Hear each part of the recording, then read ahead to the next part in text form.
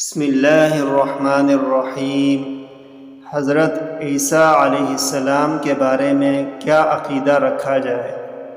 حضرت عبادہ بن صامت رضی اللہ عنہ بیان کرتے ہیں، رسول اللہ صلی اللہ علیہ وسلم نے فرمایا، جو شخص یہ گواہی دے کہ اللہ کے سوا کوئی معبود نہیں، وہ یکتا ہے، اس کا کوئی شریک نہیں، اور یہ کہ محمد صلی اللہ علیہ وسلم اللہ کے بندے اور اس کے رسول ہیں، اور یہ کہ عیسیٰ اللہ کے بندے، اس کے رسول اور اس کی بندی کے بیٹے ہیں، اس کا کلمہ ہے جسے اس نے مریم علیہ السلام کی طرف ڈالا، اور اس کی طرف ایک روح ہیں۔